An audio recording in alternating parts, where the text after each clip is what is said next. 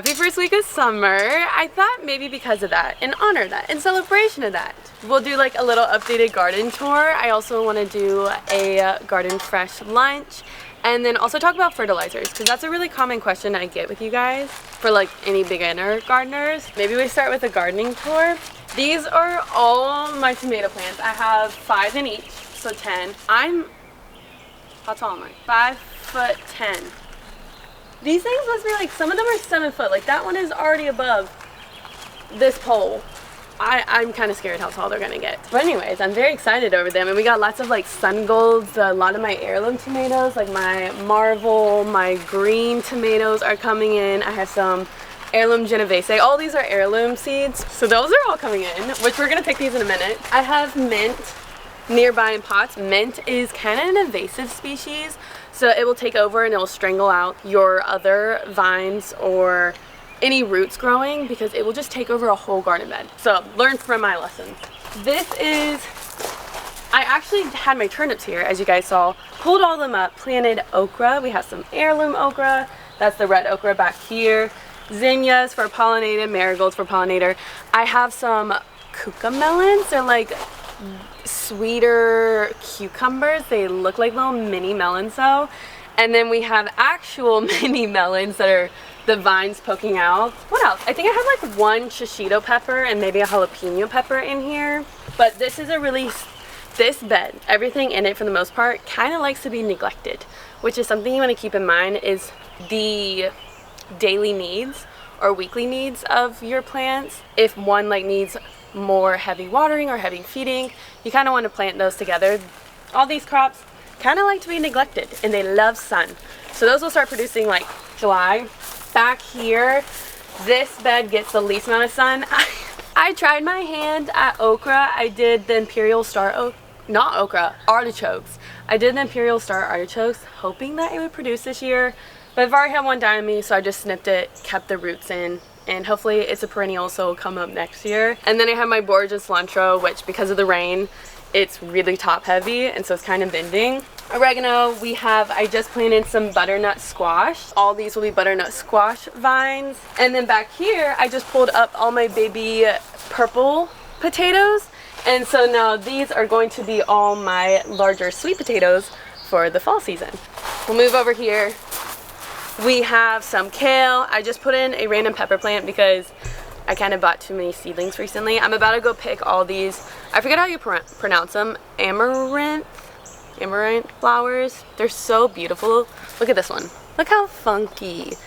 So fun and whimsical. I have more cocomelons, radicchio. There's like beets in here. These are all my dragon tongue beans. And then there's also some sugar snap peas. And then all of these trellises are my tromboncino zucchini. I have, I think, 1 or 2 escalator zucchini. My escalator zucchini did not fare so well this year.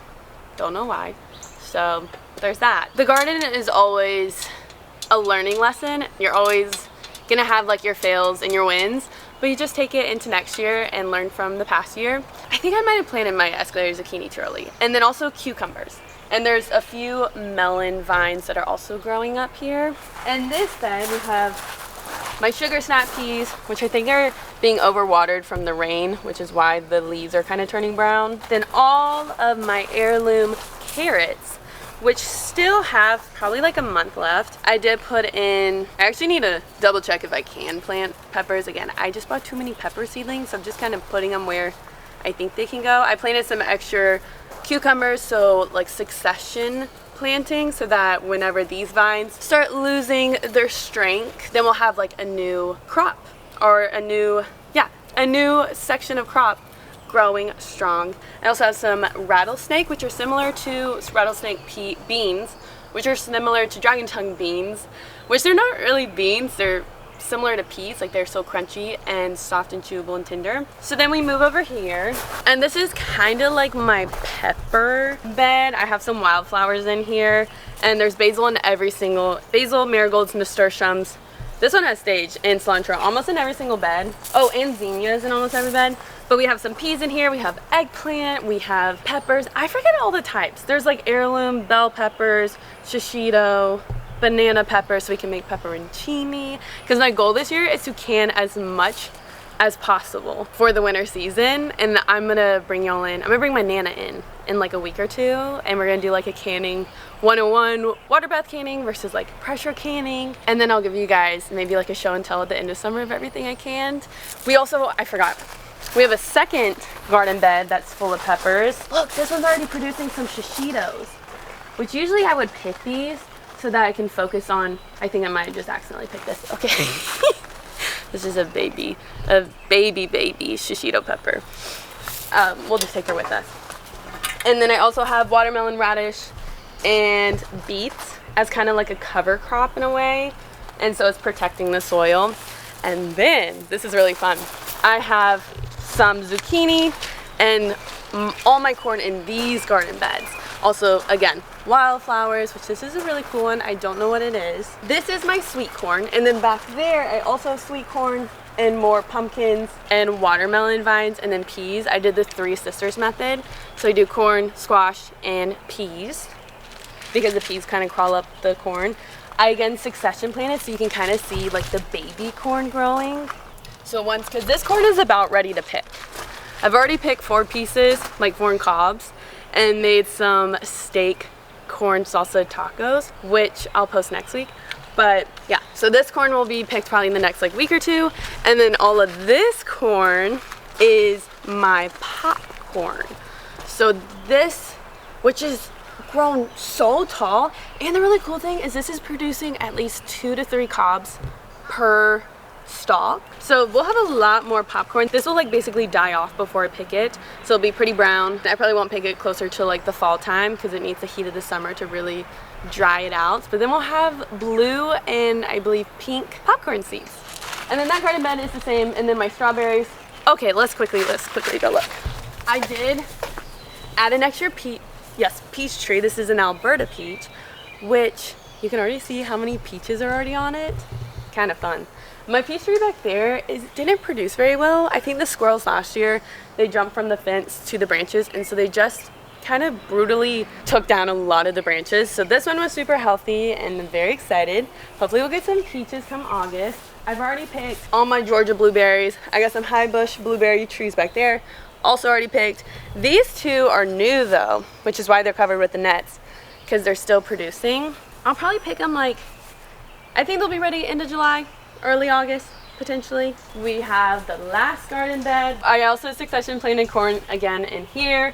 Oh, you can see one of the jack-o'-lantern pumpkins. We have 2 back here, and I planted mini watermelons. There's also regular watermelons, but they haven't started producing yet. You can see like a baby mini watermelon. And then that's the size of the mini watermelon. And then we have our strawberry patch. So now it's time for us to pick all the veggies we need for lunch. Kind of like to twist these off. This guy's massive.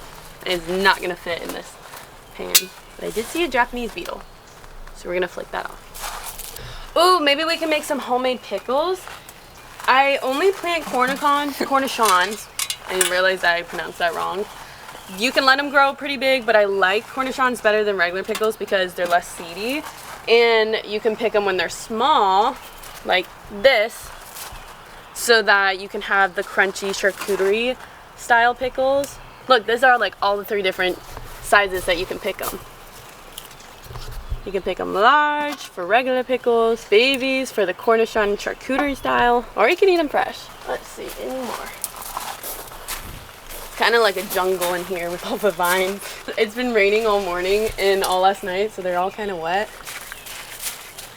Oh, here's one. A huge tip that my papa taught me that I didn't really want to believe at first was you use it or you lose it. You pick it or you lose it. The more you pick your peas, your beans, your cucumbers, your tomatoes, the more opportunity you're allowing your vine and your plant to produce even more. So you always want to be able to pick consistently when they're ready, or else your plant will focus so much energy into what they've already produced that they'll just slow down producing, or they'll just eventually die off. Especially with peas and cucumbers, you want to consistently pick, and you'll notice you'll have like a bigger harvest and a longer harvesting time over the summer. Trying to make sure. Also, look at this milk. I did a lot of mini fruits this year because I didn't want to wait for the long harvesting time. This is a mini melon, so it'll probably be ready in the next like week. I think I got most of the cucumbers for right now. I almost forgot, I mentioned I was gonna talk about a little bit about fertilizers because I feel like there's more people that can go into way more depth than I can about it. So on your fertilizers, you're gonna see 3 numbers.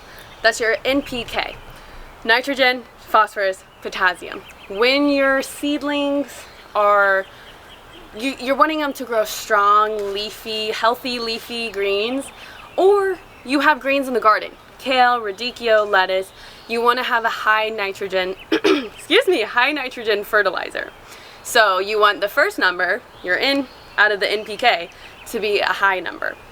However, when your fruit starts to flower, like your cucumbers, you're seeing that little yellow flower, or you begin to see small cherry tomatoes, you want to lower the nitrogen and you want to increase the middle number and even the last number. So main focus though being on your phosphorus, that middle number. You want that to be the highest number.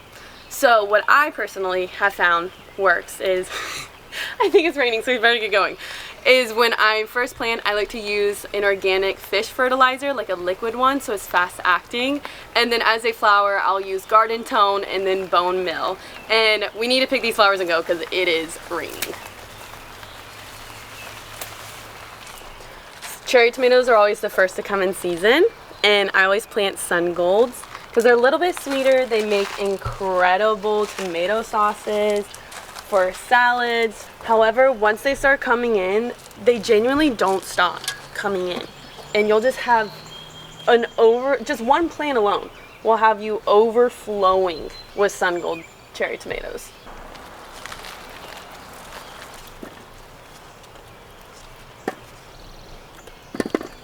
These are gonna be hard to get. They're always, the bug just flew in my face. We might have a greenworm on our hands. A sign of a greenworm is when they start eating into the tomato, which is why you usually want to pick your tomatoes right before they're fully ripened. So about this tomato will turn into this marble striped color. So if you pick it at this stage, you can put it by your windowsill and it'll continue to ripen at this stage without the possibility of a greenworm eating your tomato. Or deer, squirrels. Look how beautiful. I think I see one more bush. There's a greenworm.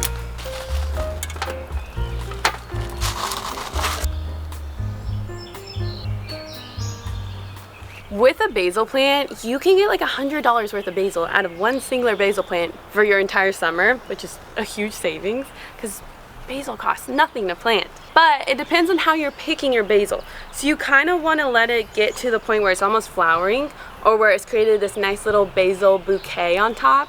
And then you want to pick right below that where you see some basil leaves, because then those little baby basil leaves will create their own little bouquet. And then it'll just continue to grow and grow.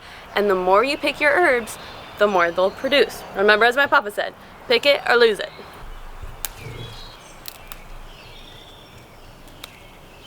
All right, I think we have everything we need, so let's go make us some lunch.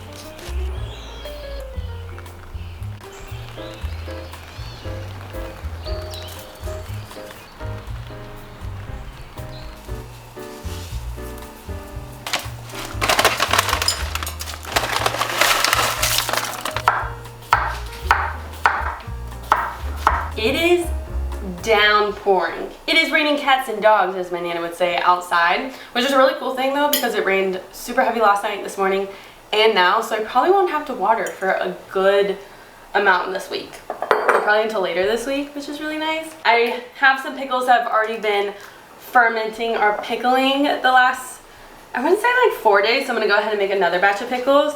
A really simple formula that I love is fresh garlic with the pickles, and then I'll add some kind of peppercorn. So peppercorn. I'm using pink peppercorns right now, but you can also use black peppercorns. Pink peppercorns are a little bit more citrusy and sweet. Some red pepper. Oh, these are cloves. I do have red pepper flakes out. Just a few cloves.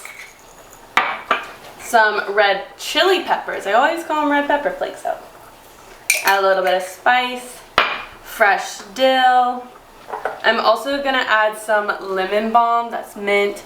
Lemon balm for the garden. Lemon balm is an incredible tea too. You can take the leaves, boil it in water, and it's really good for your digestion. And I don't want to say your immune system. Look that up, please, though. You're gonna fill it pretty much to the rim. All right, let me go get my vinegar real fast. And then I like to add about like a tablespoon of brown sugar.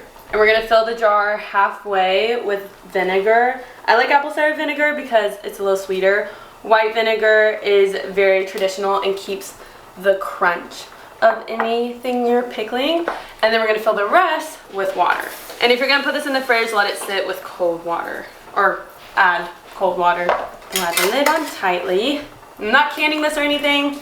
If I was canning it, I'd be a little more calculated with my measurements and stuff and in the method of storing it, but we're just gonna put this in the fridge and eat it within the next month. And we have our perfect homemade pickles. You can always like play around with the herbs you add. This one doesn't have any spices to it. It's pretty simple, so this one will have a lot more flavor. And now, one of the best tricks I learned from both my nana and my mom is to clean as I go. Which do I do that?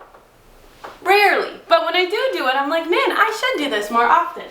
So the pasta is done. I'm using linguine. We're gonna make a zucchini pasta.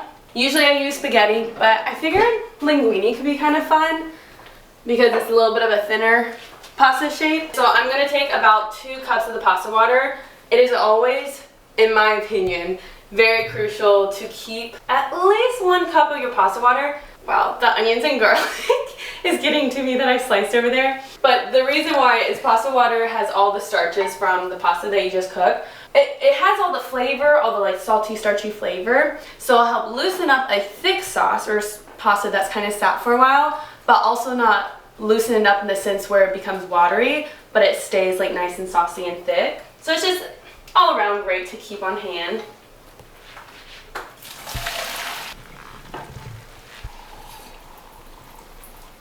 Adding a little bit of butter or olive oil to your pasta right after it's been drained is a really great way to not only immediately add flavor back into the pasta, but also to keep it from sticking together as you create the sauce, which we're gonna first work on a heirloom tomato salad. It is such a super simple salad, great for hosting, now that we've already made our pickles. We're gonna take our tomatoes. I have a specific recipe on my blog for the zucchini pasta, but for this, we're kind of just gonna eyeball it.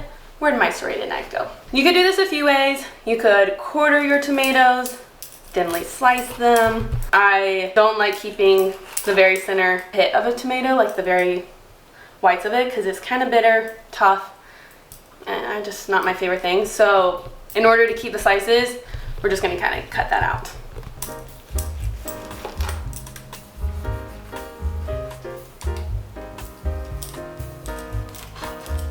Look at the pink centers on this one. This is a Marvel tomato.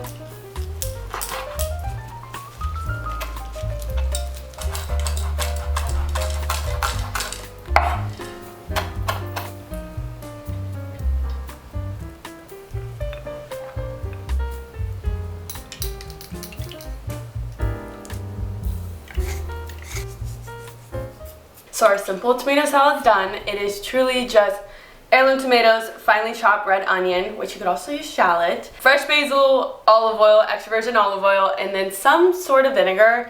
I'm using this like honey hachia persimmon vinegar. It's from Flamingo Estate. It's really good though. But you could also use red wine vinegar or apple cider vinegar, just anything to give it that acidic kick. Salt and black pepper. And yeah, that one's it. That one's it. That one's done. So now for our zucchini, you don't even understand how much tromboncino zucchini I have. There's 4 more in front of me right now. So I've been trying to, I've made zucchini lasagna before, which that recipe's on my blog. So good. It also makes really incredible leftovers. I've made some chocolate zucchini bread, einkorn zucchini bread, zucchini chips. I'm trying to think of like everything I've made with the zucchini so far, but I still have so much, so I've been trying to, and my papa is also growing these. So every time I try to give it away to like my cousins nearby, they're like, oh, Papa already gave it to us. And I'm like, no, I need someone to take this. So I'm about to start gifting these to my neighbors with like little recipe cards. For the zucchini pasta, you do not need to use tromboncino zucchini. You can use regular zucchini or yellow zucchini. So I'm gonna work on the neck portion of it so that it's similar to the size of a regular zucchini. And then I'll probably save this for like a squash zucchini casserole or zucchini bread, because it's really easy to grate that. And we're just gonna slice it into some thin rounds. And you want them pretty evenly sized, because that way they'll cook evenly. We're gonna fry the zucchini rounds in batches because your pan, or at least my pan, is just not gonna fit all of them. And we're only gonna fry them for like 2 to 3 minutes on each side. I recommend placing them in a single layer. It'll make your life easier, and then you can just like toss it around. And we're basically making a zucchini basil pesto situation with a little bit of mint.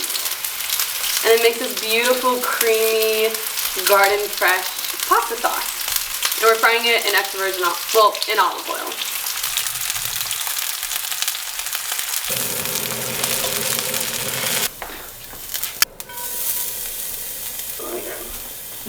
Somehow scoop it up. So now we're just adding our fresh basil leaves, which, little tip, is if you use the smaller basil leaves, those are often sweeter, so they make a better addition to like pestos. I'm just gonna go ahead and use all my basil leaves, and then I'm also adding in some mint and some pine nuts. This is getting overflowed here, and then to help add a little liquid to help it blend better, some of the pasta water. Oh, and Parmesan, but I think we're gonna add that later because this is not gonna hold anything else.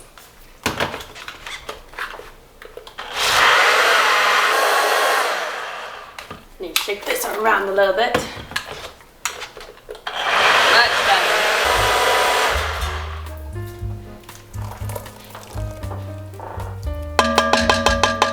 Add a little more pasta water.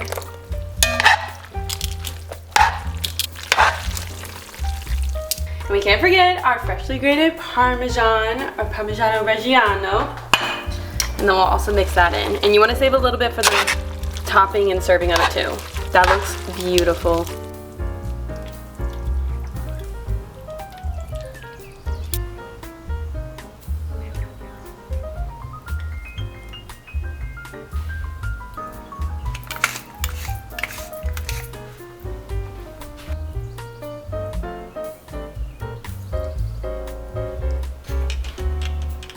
Our heirloom tomato salad, our creamy zucchini pasta, which I added some burrata to, is now done. And now I'm gonna go enjoy this with my family. I love how simple ingredients can make such a flavorful dish, especially when they're sourced from the garden or your local farmers. And yeah, thanks for tagging along with me guys today for this week's video.